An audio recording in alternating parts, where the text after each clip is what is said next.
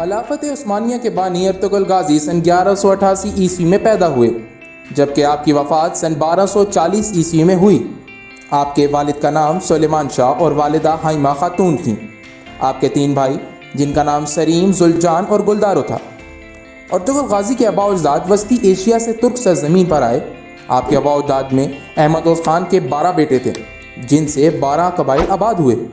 کائی قبیلہ انہی میں سے ایک قبیلہ تھا۔ ارطغرل غازی کا تعلق اسی قبیلے سے تھا۔ آپ کے 3 بیٹے گوہر، شہریار اور عثمان تھے۔ ارطغرل غازی نے خلافت عثمانیہ کا نام اپنے بیٹے عثمان کے نام پر ہی رکھا۔ اس خلافت نے ترکوں کی مدد سے تلوار اٹھائی اور سن 1291 عیسوی سے سن 1924 عیسوی تک یعنی تقریباً 600 سال مسلمانوں کا دفاع کیا۔ منگول حملوں سے بچنے کے لیے آپ کا قبیلہ پہلے وسطی ایشیا سے ایران آیا اور پھر ایران سے اناطولیہ، جہاں سلطان علاء الدین سلجوق حکومت کے بادشاہ تھے۔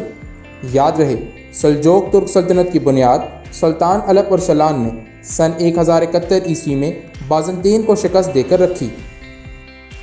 اپنے والد سلیمان شاہ کی زندگی میں ہی ارطغرل غازی حلب روانہ ہو گئے، جہاں سلطان صلاح الدین ایوبی کے پوتے عبدالعزیز کی حکومت تھی۔ عزیز سے دوستی قائم ہونے کے بعد ارطغرل غازی نے علاء الدین کی بھانجی حلیمہ سلطان سے شادی کی۔ ایوبیوں اور سلجوقوں سے دوستی کے بعد ارطغرل غازی نے حلب کے قریب عیسائیوں کو ایک زبردست شکست سے دوچار کر کے ان کا مضبوط ترین قلعہ فتح کر لیا، جو ارطغرل غازی کی فتوحات کا آغاز تھا۔ منگولوں کے حملے میں ارطغرل غازی نے ایک اہم منگول رہنما نوان کو شکست دی، جو کہ بادشاہ اوکتائی خان کا دایاں ہاتھ سمجھا جاتا تھا۔ اوکتائی خان چنگیز خان کا بیٹا تھا۔ یہ دور اوکتائی خان کے بیٹے ہلاکو خان کا دور تھا۔ اسی دور میں ارطغرل غازی اپنے قبیلے کو قسطنطنیہ کے قریب سوگوٹ کے مقام پر لے گئے۔ انہوں نے وہاں بازنطین کا ایک اہم قلعہ فتح کیا اور تمام ترک قبائل کو یکجا کیا۔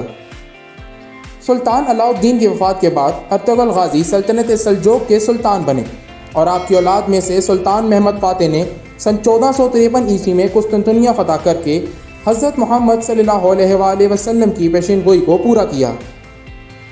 ارطغرل غازی جیسے جنگجو تاریخ میں بہت کم گزرے، اور ہماری بدقسمتی ہے کہ ہماری موجودہ نسل انہیں نہیں جانتی۔